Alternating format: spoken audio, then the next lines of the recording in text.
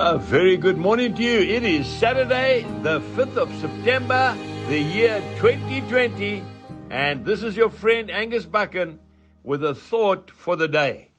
If we go to the book of James, chapter 4 and verse 15, the word of God says, "Instead, you ought to say, if the Lord wills, we shall live and do this or that." How many of us say, I'm going to do this and I'm going to do that? We are very arrogant, aren't we? Instead of saying, if the Lord is willing, then I'm going to do this or I'm going to do that. And if there's one thing that this dreaded coronavirus has done in the world, it has shown the people of the earth that God is sovereign. Because every single plan that we have made has not worked out, has it?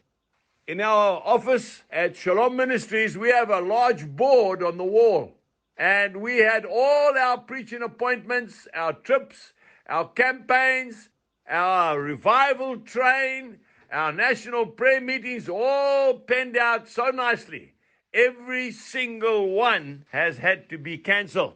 We've got to learn that it has to be God's will, otherwise it's not going to work.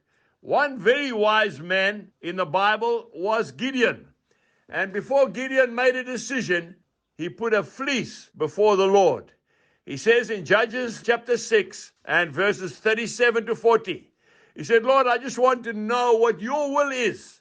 He says, I'm going to put a fleece out tomorrow. And he says, I want dew to be on the fleece and the ground to be dry. The next morning, that's exactly what happened. He got a bowl full of water out of that fleece when he wrung it out. But still, he said, Lord, please forgive me for being so hard-headed, but I really need a second confirmation. He said, tomorrow, I'm going to put the fleece out, and I want the fleece to be dry and all around it to be wet. And sure enough, it was. A good idea is not always a God idea.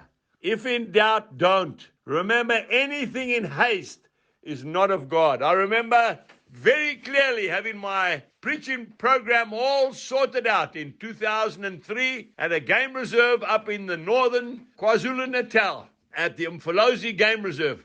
The Lord said, cancel all your appointments and start to mentor men.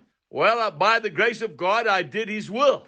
And as a result, we now have the mighty men phenomenon that's going right around the world, where men by tens of thousands are coming to the salvation and the knowledge of Jesus Christ, and not only them, but their whole families as well. God's will is the most important thing in your life. This weekend, have a cup of tea in the garden and say, what is God's will for our way forward? And you will not fail. God bless you. And goodbye.